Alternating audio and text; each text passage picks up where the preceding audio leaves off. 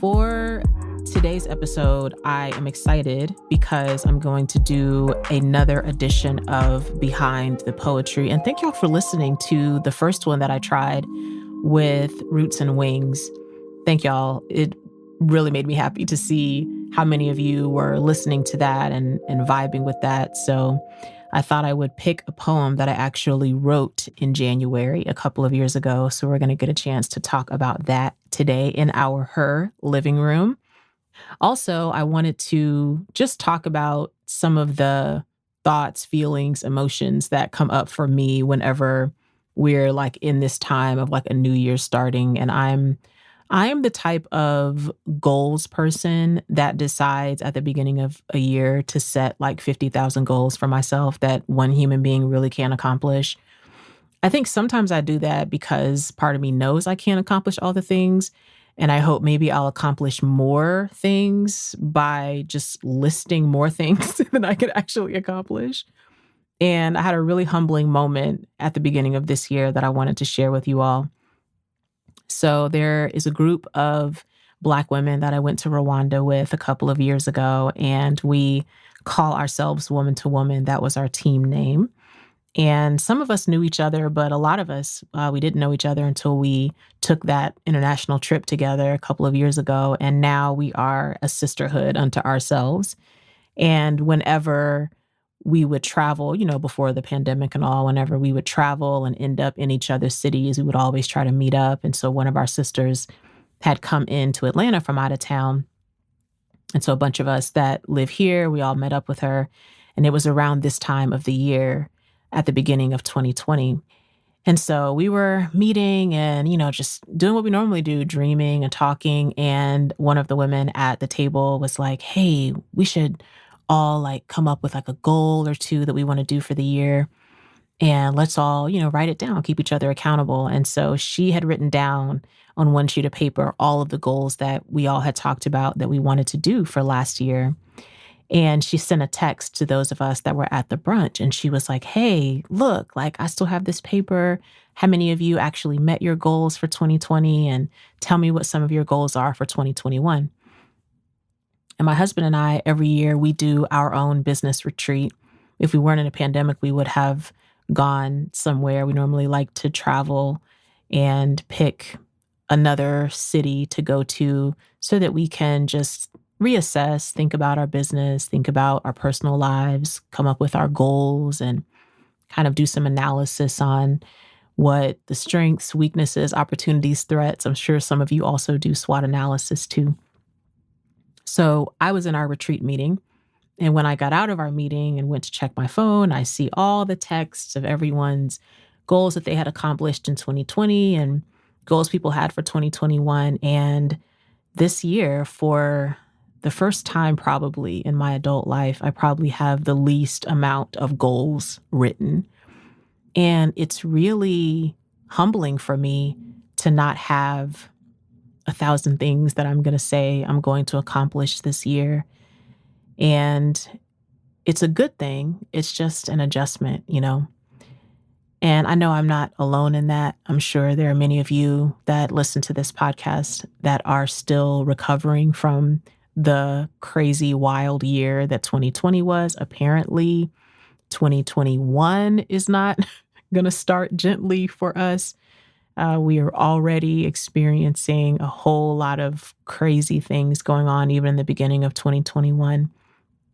So I just wanted to say to anybody that's listening, it's okay if you have a lot of goals this year. It's okay if that's your energy this year. And it's okay if your energy this year is just happy to be here, making it through the day right now.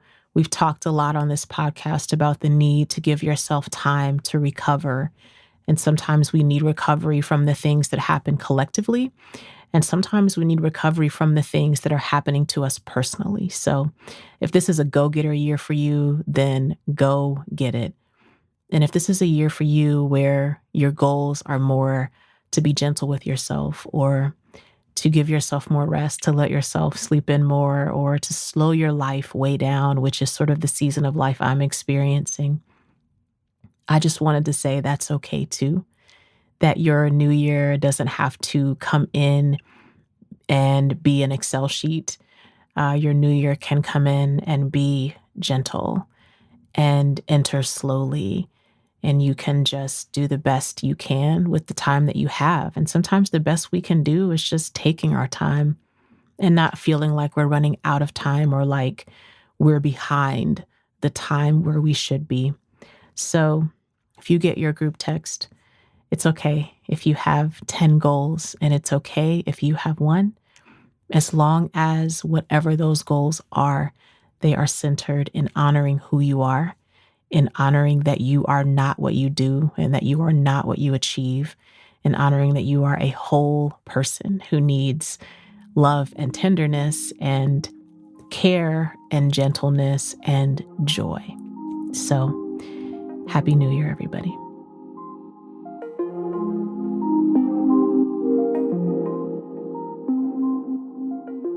Okay, so this is my second time trying one of these episodes, and now this is going to be a fixture. So I will be back here probably every month or so doing another Behind the Poetry episode. And on these episodes, I take a poem that I have written.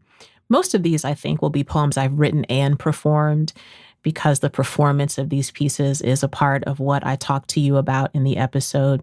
So every time we have one of these Behind the Poetry episodes, what I'll do is you will get a chance to hear a live recording of me having performed the piece, if we have a live recording available. And if we don't, you'll get to hear me reading the piece for you. And then I'll share with you some of the journey behind how the poem got written, how the poem got ready for stage. So I thought it would be fitting to talk about the poem we're going to be discussing for this episode, which is called Here Breathing. And I actually wrote Here Breathing just 3 years ago in January. So take a listen to a clip from a longer talk that I did for Creative Mornings Atlanta, and my talk was called Creative Anxiety. And at the end of that talk, I read Here Breathing in public for the first time. So this is the clip that you're hearing. Check it out. I want to close with a poem. And this is going to be actually a moment of me sharing some creative anxiety with you. As a spoken word poet, I really love the most when I have a poem like memorized and I've got it like, I'm about to come up and blow you away. That's how, spoken word poets don't say it out loud to you, but that's how we like to do. We like to make it look very effortless, like we weren't up all night, like crying and wondering if we were going to remember our words and stuff. So I've just finished a new poem, and I want to close today with it because I thought that would be a really great exercise in me sharing with you some creative anxiety. And I don't know how your life has been, but 2017 was a year that I was glad to break up with. It was not super great for me. I don't know if anybody else had that feeling. Some really great things happened, but then as the great things happened, there were some really terrible things that happened also. So it was this strange mixed bag of stuff that I'm normally not like that when a year is over. I'm kind of like, let us reflect on the things that we are thankful for that happened this year, the strawberries that were in season, whatever. And when this year was over, I was like, get out of here. No one wants you. We're done with you. You don't matter anymore, whatever. And I had started tinkering around with this poem idea, sort of my ode to 2017, or just when you go through a really crappy time. And this phrase kept going through the poem about being here. That when you are here, it means you have survived whatever it was that came before this moment that you're here. And some friends took us to see Kamasi Washington in December. I don't know if any of you got to see that show. Kamasi is amazing. And Kamasi is one of a small number of artists who I have gone to a show and cried. And the last song of his set was called Rhythm Changes. And the verses have all these different, things about the seasons. And the last line of the verses is this recurring, but no matter what, I'm here. And no matter how anxious we might be, no matter how much of a failure or a success we might feel like, we're here. So I want to read you this new poem called Here Breathing that is my ode to any of us that had a crappy 2017, and really my ode to any of us that have gone through a really, really hard time, that no matter how hard it was, you're sitting in this room with breath in your lungs. You're here. Here's this new poem, and thank y'all for listening. Take a look. Survey the damage. Review the debris. The things that didn't survive. Look closely at the ashes you come from. Remember the way hard times can singe through just about everything. Assess what the flood and quake and sickness and death have stolen. Remember how the pain made you lift a life you never thought you had the strength to lift, gave you new muscles, made you just as strong as you are weak. Remember the time life wanted to fight you in a boxing match you never agreed to, punched you in the gut, hit you straight in the chest, stole the wind out the inside you. Remember rock bottom, how asphalt and concrete left tread marks on your cheeks, how you thought your knees would never find the strength to kneel, certainly not to stand, definitely not to walk, never to run again, how you never thought you'd say, much less live anything like the words get up, but you did. You survived. You are here, breathing. Remember how the words they said punctured your skin, made you bleed, you applied pressure and yet continued to bleed, made you cry, made you question everything, made you doubt yourself, made you doubt God and goodness and grace, how you learned that truth be the best thread for suturing wounds, how time turns a stitch into new skin, how in the old place of pain, new life can find its footing, even when that footing is shaky, how overcoming didn't show up in the clothes you thought it would, but you did. You overcame. You are here, breathing. Look out across the devastation. See the life the fire missed. See the seeds always teaching us how and when and where to start over, how to experience death and bring things back to life, how to poke a limb through the dirt, how to soak up rain, how to search for sun, how to grow a spine so strong that it bends through wind and storm but does not break, how to turn the veins of your palms up, how to preen and dance and find the light, how to study your trunk and limbs and branches, trace the scars. Find them grooves, how your body is a quilt, how your skin is a storyteller, how your wrinkles and folds are a map uncolonized, how you found your North Star, somewhere between your collarbone and your rib cage, how your voice becomes a stream that always finds its river, how your feet do not fear a path never traveled, how your bones sing freedom, how they whisper, remember, you are here, breathing.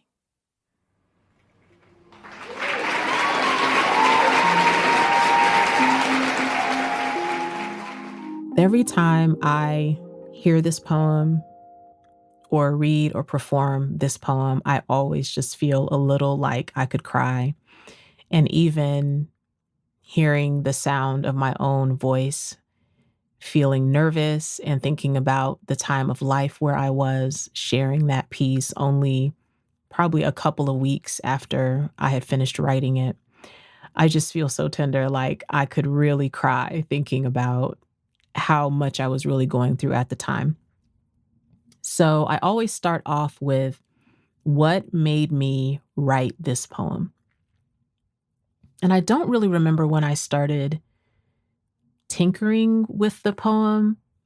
I don't remember those parts because sometimes the poems come with a lot of drafting. So sometimes I'll have like a stanza or two that I'm kind of playing around with. And I really don't remember that part about Here Breathing. The part that I remember when I started writing the beginning is I remember I was going through what was probably one of the toughest seasons in my adult life.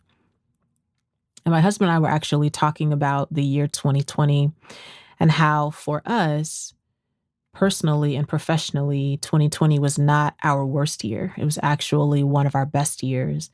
But of course, collectively, for us as a nation in America and really around the world, collectively, 2020 was a hard year, right?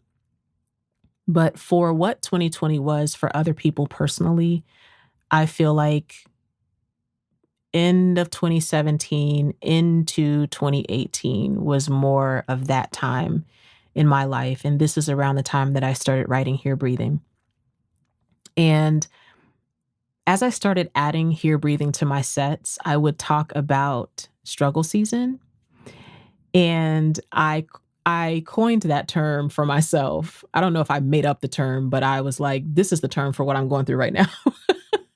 Because it was a time in life that it really just felt like in so many areas of my life, I couldn't win.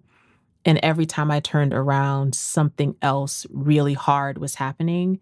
And you know you're going through a struggle season when one hard thing happens and then another hard thing happens before you have time to recover from the first thing.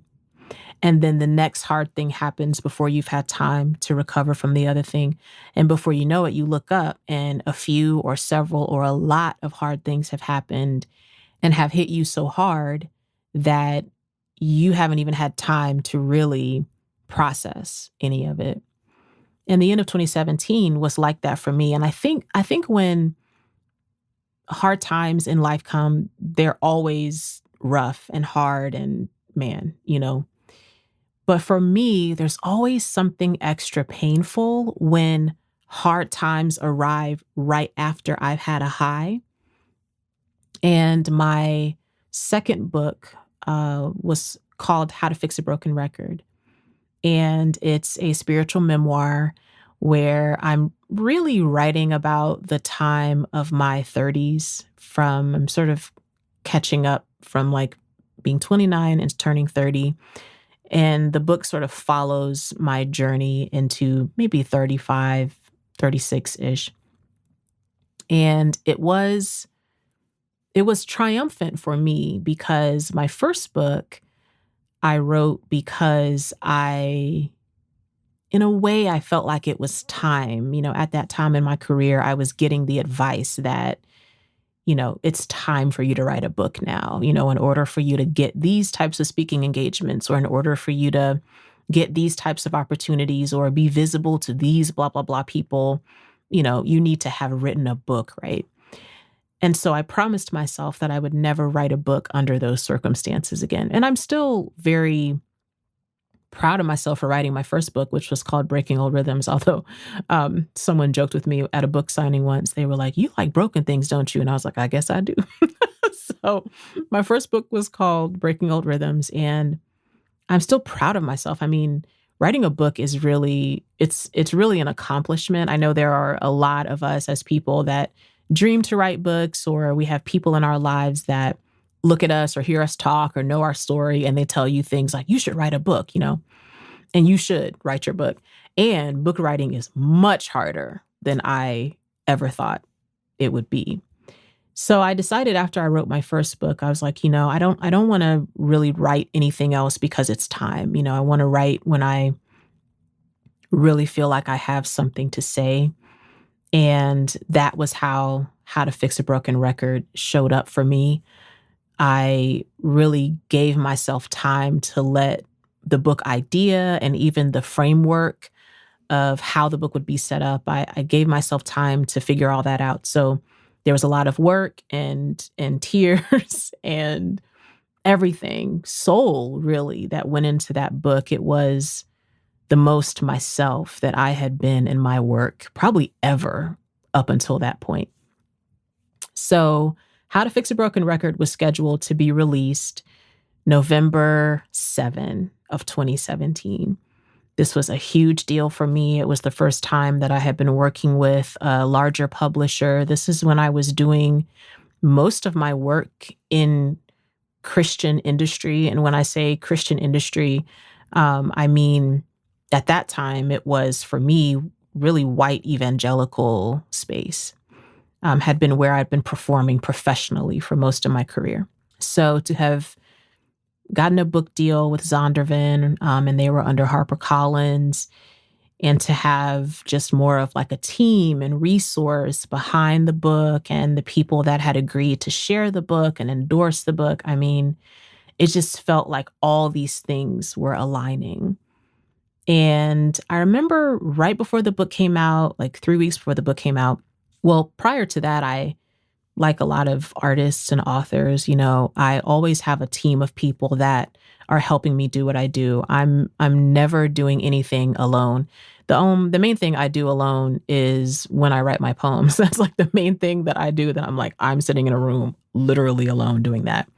But everything else, even like while I'm here talking to you while recording this podcast, my husband's my producer, so he's in the room with me, right? And every project that I do, anything, I always have a team. Sometimes that team consists of managers, agents, attorneys, people that are managing your social media. An assistant. It can, be so many different people depending on what you're working on and what that season of your career is like. And at that time, I found out some really hard news about how my business team was going to have to be restructured. And I was starting to get the vibes before the book came out, but I knew for sure about a week or week and a half after the book came out. And so it was this weird feeling of going from this high of my book coming out and, book release day and everybody like posting on social media, all the things, supporting me. I mean, that was so wonderful to experience. I did a book signing at my local Barnes and Noble, and I grew up going to Barnes and Noble with my mom and my mom's side of the family. My husband was laughing because when we were dating, we were talking about, what are different things you do for holidays and holiday traditions we had with our families. And I told him that when my mom's side of the family, when we were all together for Thanksgiving, we would, celebrate Thanksgiving Day. And then on Black Friday, we would all go to Barnes and Noble and just sit in there for hours. And he was like, what? What would you do in there? And I was like, you read magazines, you read books and play Scrabble. And he was just looking at me like, what are you talking about? I was like, I hope he's going to keep dating me after this, which he did. So that worked out. But I just have this like long love for Barnes and Noble and, just how it always felt to me going in there. So to have my book signing at my local Barnes and Noble that I was going and buying my books from, and all of the people that came there and showed me so much love after my book came out, it was like this really wonderful high that came crashing to a halt because we realized that because our team was going to have to go through this big shift, that a lot of the other preparations for when you release a book, like your book tour dates and some of your social media stuff being completed and some of the promo stuff that was supposed to happen, I realized within 2 weeks of that book being out that none of those things were going to happen for my book. But I didn't quite go into the mode of grieving that at the moment. I went into like survival mode. So I started meeting with a creative consultant to try to think about ways I could do some different things with my career and figure out a new direction. And I was emailing people and reaching out to people, trying to figure out, for the team members that we were going to have to replace, who could we replace them with? I went into that mode right up until the holidays of 2017. And I think when it finally got to the end of the year and I realized I had done everything that I knew how to do and there was nothing else that I could do to fix it. And that was such a helpless feeling. Like if you've ever been through anything in life where you realized you wanted it to be different, but there was nothing that you could do to fix it or change it, and you tried everything. That is really where, my emotions were. So it was around that time, towards the end of the year, that I had started tinkering around with the idea of the poem Here Breathing.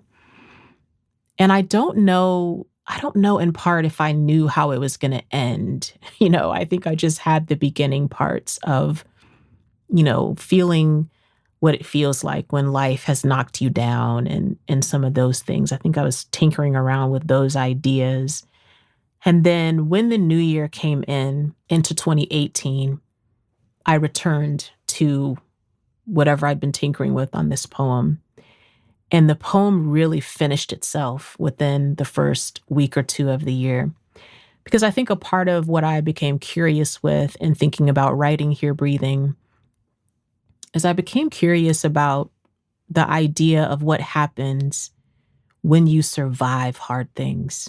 You know, it's like there's two phases to the storytelling. There's the story of the hard thing you survived and how difficult it was and how that affected you, how that impacted you. But then the phase two of the story is what happens when that hard, terrible thing happened to you and you are still here afterwards. What does that mean? I think that was sort of the question I had running in my head when I was trying to write Here Breathing. And when I got to the beginning of 2018, I think, I try as much as I can to take some time off the last 2 weeks of the year. And when I took that time off and then went back into working for the new year, it just felt like, okay, like these hard things happened back to back to back. I was also dealing with some health challenges, and it was like just anything that could pile on top was piling on top then. And I got to the beginning of the year and just thought, okay, that was really hard and I'm still here and I don't know what that means. And I think as I was writing through that and just realizing that when you survive a hard thing, whatever it is, that it changes you, and I think that's what I was trying to express in the piece. It changes your bones. It feels like it changes, your blood flow, your insides. It changes you. You're not the same person that you were before you went through whatever this hard thing is. So as I entered 2018 and I'm like finishing up this piece, I decided I needed to go to therapy because I was getting to the point that I was having some very, very deep depression. I was having the kind of depression towards the end of 2017 and really into the first few months of 2018, where I was finding it hard to function every day. I could get like 1 or 2 tasks done, and then I was done for the day. I was starting to retreat from being with people. I remember I had a bad habit at the time. I don't do this as much anymore. I mean, of course, we're not hardly seeing anyone in person now because of the pandemic, but even before, in the before times when we could see everyone safely, I used to have a bad habit. I actually think 2018 taught me to stop doing this, but I had a bad habit of like, I would be walking around town or at different events or whatever. And sometimes I'd like run into people that I hadn't seen in a while or, might like have a random text with someone I hadn't caught up in a while. And before I knew it, I would have like 2 or 3 coffees with all these different people like every week, And I got so depressed that I just didn't have even the energy to meet with anyone in person. I was avoiding a lot of family gatherings. I was that depressed. And so I decided that I really needed to go to therapy because I was so depressed that I wasn't able to function and was starting to sort of have this combination of depression and anxiety. And I am prone in moments where I'm going through really hard things to also have like strange comedic thoughts. And so the thought that kept coming to my mind, for those of you who are Scandal fans, there was a season of Scandal where I think her name was Mellie, who was the first lady. She was married to the president. And without spoiling it for those of you that haven't seen Scandal, she had experienced a loss. And that loss sent her into a grief-stricken depression. But the part that I found that I felt so seen when I experienced this time of depression right here is she refused to get dressed. She wore her bathrobe every day and she was eating potato chips for breakfast. And I have never felt more seen. I just felt like, yes, that is how terrible I feel right now, that I don't see a need to put on clothes that make me have to be concerned with anyone else but myself. And I do think potato chips are great to eat for breakfast.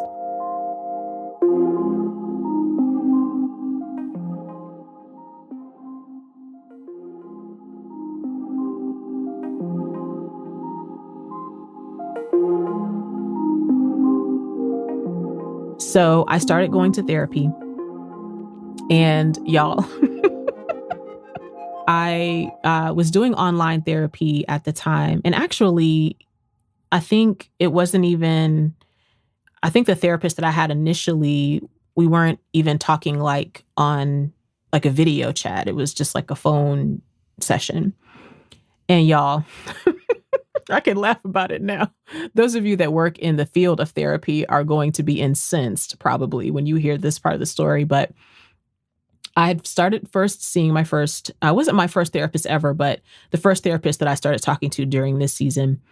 And bless her heart, she was babysitting her grandson during the time of our sessions. And so her grandson was like playing with some kind of toy. And I'm going to try to do like a sound example to y'all of what her grandson sounded like in the background while I'm trying to tell her what's wrong with my life. Her grandson basically sounded like he was doing this, like with his hand, and he was going, like he was humming like that. Okay, so imagine the state I've just described to you all that I was in. And my therapist is babysitting her grandson, but I don't know she's babysitting him until I'm starting to hear the humming and like bang, bang sounds in the back. So she finally says to me, "Oh, yeah, I'm so sorry. I'm babysitting my grandson and he's normally not this loud and not this noisy." So I'm hearing her trying to like find some other place to go in the house where her grandson isn't, but whatever is happening, this noise remains in the background for a while. And so because of that, y'all, she and I only made it like 2 or 3 sessions. Probably should have made it that long, but I think I was hoping that that was just like a one-time thing. I think our first session was like great. Then the second session, she was babysitting her grandson. And then the third session, I think somebody kept coming to her door and she was like answering the door. So I was like, I need a new one. But I'll tell you the one thing she said to me that was really helpful to me during that season of time. She said to me, she's like, I want you to imagine it like every person has a container inside. And in that container is our capacity to experience life and all of the feelings that come with it. And she was like, when you are in a healthy place, whatever happens in life, you have the room in your container to experience whatever comes, whether it's happiness or excitement, or if it's anger, if it's sadness, whatever it is. She told me your container is so full of grief that it is spilling out everywhere. And she told me, she said, the only way for you to make space in your container is you have to process that grief. So at the time that I'm, trying to complete Here Breathing, I'm also beginning the process of trying to process that grief. And I realized, based on my pace of life, based on the fact that I was traveling on the road a lot, and when you're a traveling artist or speaker, so much of your schedule is really not under your control, not just on a daily basis, but when you look at your year, you were sort of, depending on how you run your business. I'm sure I've learned a lot of better lessons how to do this now. But then it was sort of like, you're going to have times where people just aren't booking you. So when they are booking you, you take all the gigs you can, even if you feel like you almost can't breathe a little bit. You're going to go ahead and do that work because you might have another 3 months or 6 months where nothing comes in, right? So I realized that she was right, that it wasn't just what had happened at the end of 2017. It was some things that had happened in 2014 and some other things that happened in 2015 and so on. It was a lot of things that had happened that I had not taken the time to process, I had just gone back to work because I didn't know what else to do. So she started giving me some, assignments. One of the things she suggested to me was, there were some people we were talking about in our sessions, and she was like, you should, write a letter to them, even if you don't give it to them, these types of things. And then I switched from her, bless her heart, because I needed a therapist that maybe wasn't babysitting and wasn't answering the door during our sessions. And so I found another therapist who was the therapist I actually was seeing through most of the rest of 2018. And she was the therapist that really helped me over that year start to process that grief. I think Here Breathing was sort of that question, what happens to you after you survive this thing?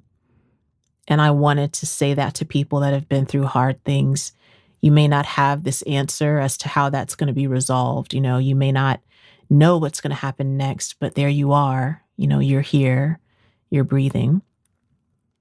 So as I'm going through all of that process, around the same time that I have finished this poem, am at the beginning of sort of the therapy process, trying to do some healing work, I get this amazing phone call about this opportunity to be a part of a radio show. It was with a very reputable radio station. And I have dreamed to be on radio since I was a little girl. So this was very exciting to me to even think that I was going to have this opportunity. And I was meeting with the general manager of the radio station. He was the one that had approached me about it. He's telling me like the vibes of the show. And I'm just like, oh my gosh, this is me. And this was another one of those moments. I don't know if any of you listening, this has happened to you, where like you go through so much hard stuff, so much disappointment, so much loss, that you're just looking for anything to come along that will be a win, And so when this radio thing came up, I was like, oh my gosh, this is it. Like all this terrible stuff that's happened, it's going to be okay because I'm going to be able to say, I got this gig at this radio show in the middle of this like terrible time. And have these first like initial meetings and conversations with the general manager. And it could have been me being overly optimistic. It could have been whatever the vibes were, on their end. But I just felt like the conversations were going so well. They felt very warm. We were talking about how I could still do the show even while I was traveling, and these different arrangements we could make. Like, it just sounded like, we just need to have some conversations about formality now and get the paperwork done kind of thing. And one of the last steps in the process was it was going to be like an ensemble radio show. So there was a radio personality who was like the head of the show. So the last round of it, which I didn't know was the last round, but here we are. The last round of it was to meet with the radio personality. And I meet with the radio personality. I meet with that person and the general manager. And the meeting from the beginning felt cold. Felt like I was starting from the beginning almost. Like I was in like a cold audition space, not having a conversation where they were already interested in me. The meeting ended awkwardly. I could tell that I did not impress the head personality enough. And the meeting ended, honestly, y'all, the meeting ended in a way that like, I was like, oh, this is over. Like the two of them started just talking to each other and stopped talking to me. And that's how I knew the meeting was over. Like, I remember just being like, oh, okay, I need to get my stuff and go home. And y'all, I went home and was just so devastated because I needed a win somewhere, and I was like, I was so close and couldn't get it. But let me tell y'all something that's interesting that came back to my mind in thinking about talking to you all about the process of writing Here Breathing. I remember I got home. I remember, I was still very depressed. and just went home and tried to give myself like a few days to even like process that whole thing. And after I had processed that, I decided I had been toying around a little bit with the idea of starting a podcast. I have been podcasting prior to this. My sister-in-law and I have a pop-up podcast called Here for the Donuts. That was my first time ever podcasting. And then when How to Fix a Broken Record came out, I did a 10 episode podcast series based on the book and interviewed different people, riffing off of some of the sections of the book. And so I did the How to Fix a Broken Record podcast because I wanted to see, do I enjoy podcasting, when I'm on my own and I don't have a podcast partner? Like, do I like this? And after I did those 10 episodes, I was like, oh my gosh, I'm in love with this. I would love to do my own podcast. And I put it down. And after that thing happened with the radio, after I I won't say got over it because I don't know if that's accurate, but after I gave myself some time to feel my feelings, the first thought that came to my mind was, you are disappointed because you didn't get this opportunity on this radio show, but you don't have to get permission to be on a radio show. Like, you have the field of podcasting and you can build your own show. And then you have less people to tell you what it should be or who should do what, this or that. Like, you get to decide. You get to focus on the guests you want to have. You get to make the content however you want to make it.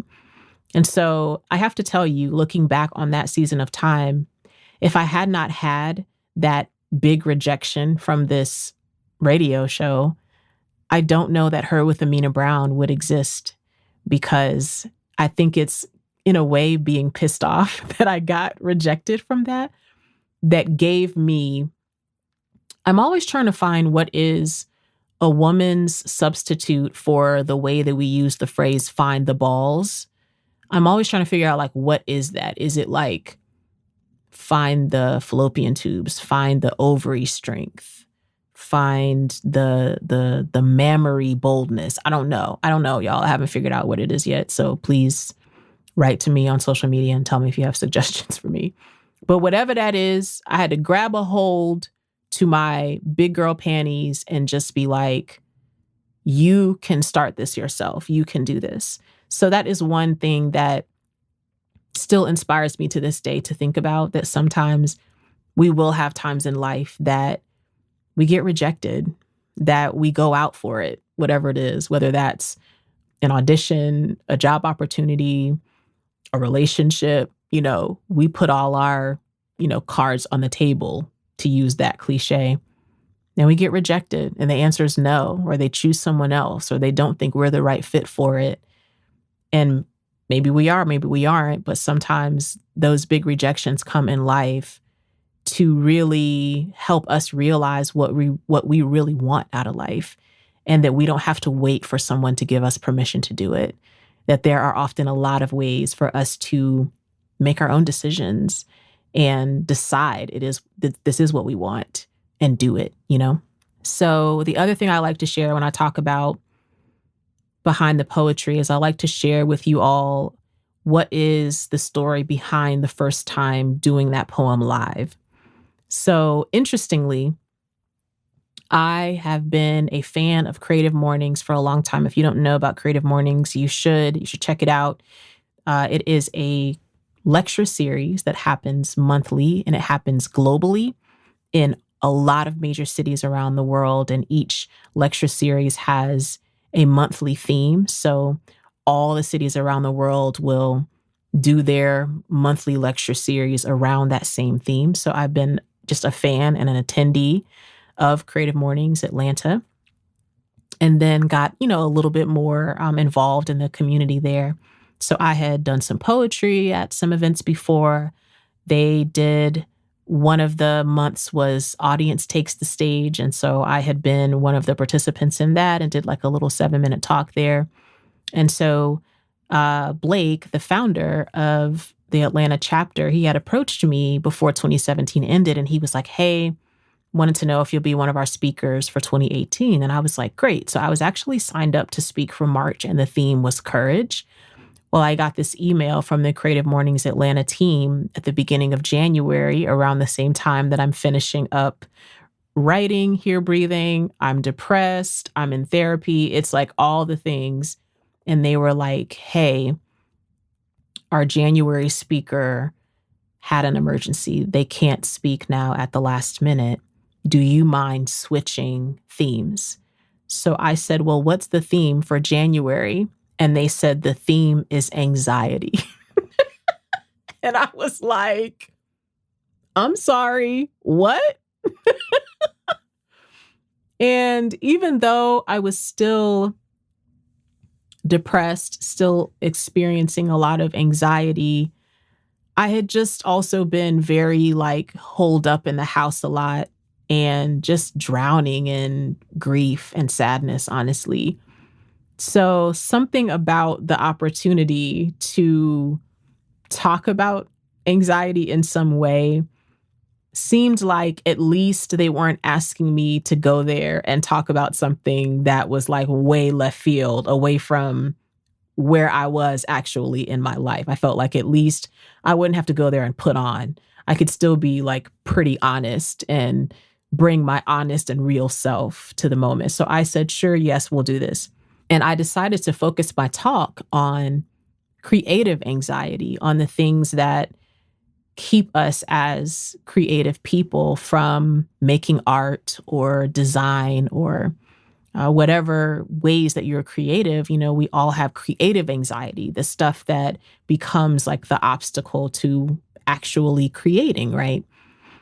And as I'm building my talk, I get to the end and I'm giving this example about how there are all these things that come into my mind as it relates to stage work and creating that, you know, really you get stuck in your head about, you know, how people will perceive you and not wanting to let people see you not having it all together. Like even as a writer, you know, I like to go into the closed room and write, and then come out and be like, look, hey, I'm doing brilliant things, right? It's very rare that I would be like, oh, here's this thing that I haven't really finished that I'm still working on. It's very rare I would bring that out in the public, but that's because I want to be perceived a certain way. I don't want people to look at me and feel like I don't have it, air quotes, together, right?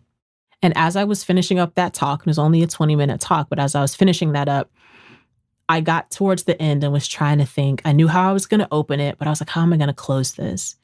And then it came to me, I need to close this with Here Breathing, because I think there will be other people in the audience that may know the feelings of that. And I was like, I think it's a good way to practice ways to navigate creative anxiety, because if I can take this poem that's not memorized, that I hadn't really performed anywhere, so I didn't know what the rhythms of it were going to be. If I could take that poem that's brand spanking new, that's still in its very vulnerable stage, something that I might take to an open mic and read it for the first time, but I would never take it to like something where someone asked me to speak there professionally. I would normally not take it to something like that and read it the first time. I thought, isn't this a great example of how we can be present with our creative anxiety? So I closed my talk by reading Here Breathing. And I can't necessarily tell y'all that that moment was this turn of a dime for me in a way. I can't tell you that that was this moment that I was like, ooh, and right after that, the depression lifted and everything got better. I can't tell you that. I actually felt depressed and full of anxiety probably for another few months. I don't think it was till it got close to summer of that year that I really started to feel that heaviness lifting for me. But I will say that felt like a beautiful moment for me in the middle of a really hard time. And it was a good reminder to me that even though I was still going through a hard time, was still processing tough times that had happened before, it was this reassurance to me after I finished the talk and some of my friends had come and they were there. hugging me and just encouraging me. And my husband was there and just letting me know they were proud of me, and seeing people that I didn't know feel seen and feel affected by that. It let me know that even though hard times come, that they don't have to be the end of my story. It let me know that there was still some hope out there, and that was really welcome. So that was a pretty great first time on stage for Here Breathing.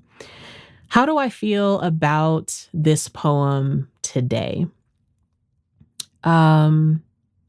I mean, it's still one of my favorites because it's one of my most honest pieces. And I don't say that to say that my other poems are a lie, but there are some poems you write. And like if I, hopefully I'll talk about this poem on here too. But like if I think about my poem, Dear TV Sitcoms, for example, this is a poem that I love, and it's a lot of fun to perform.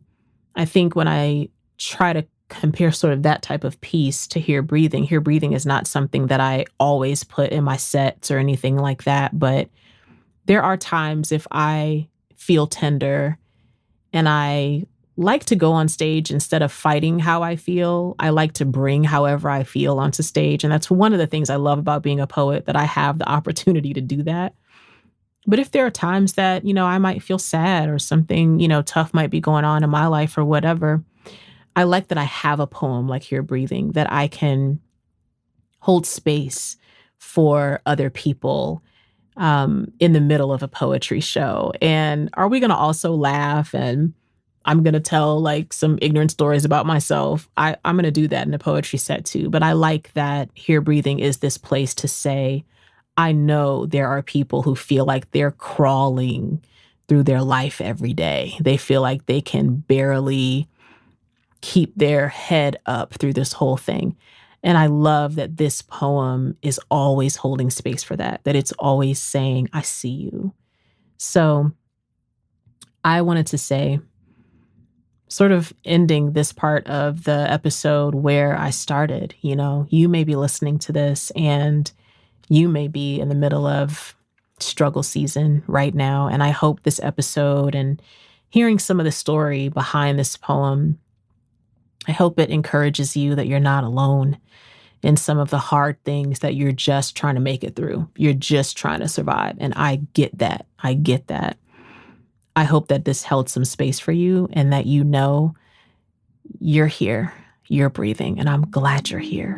I'm glad you're here. It matters that you're here. It matters that you have this breath in your lungs. And I am a firm believer that if you've got breath in your lungs, you can take in that breath. You have a reason to be here. And I'm glad you're here. I'm glad we're here together.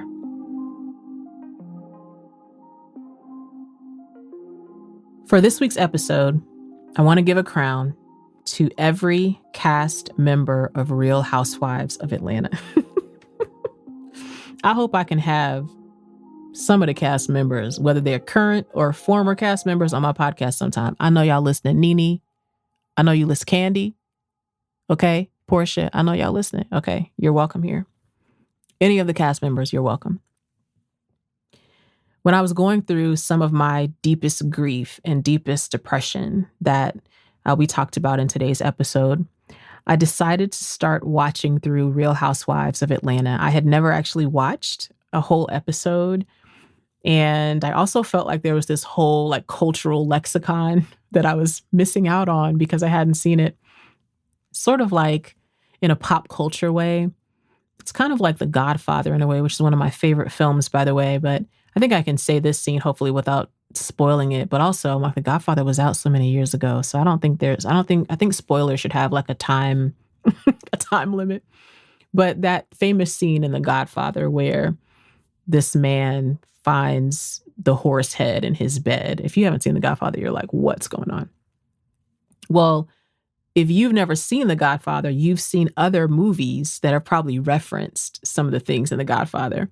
And when you watch The Godfather, so many things will make sense to you. And that's completely how I felt watching Real Housewives of Atlanta from the beginning. I mean, there was so much in the pop culture lexicon that I just had totally missed out on its origins. Like all of the people saying, "Who gon' check me, boo?" I mean, getting to watch the scene where that actually happened and Nene Leakes saying, "I'm rich." I mean, there were just so many gems that I caught up on being able to watch it from the beginning.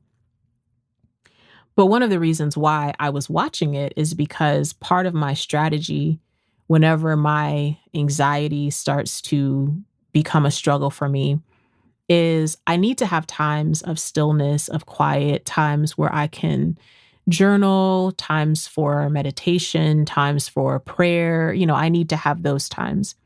But I also sometimes need things that are mindful distraction, right?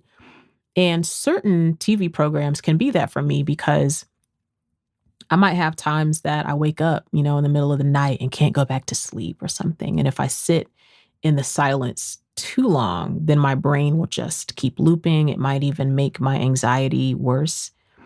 And so I have to tell y'all, Real Housewives of Atlanta carried me through, okay? And I know that might sound funny, but maybe sometimes, I don't know, watching somebody else's life, or at least their reality show life, right, have more drama than my life, maybe that was also helping me, helping ease my emotions during that hard time. Either way, the cast of Real Housewives of Atlanta gave me a bit of an escape. They gave me something else to focus my mind on. They gave me a very nice history lesson. I mean, going back to watch that show from the beginning, there are history lessons there of fashion and all sorts of like amazing people that you know now that you didn't know were in some way involved or were playing minor or support characters on Real Housewives of Atlanta. I mean, it offered me a lot. So thank you, Real Housewives of Atlanta, for getting me through the tough times. Give them a crown.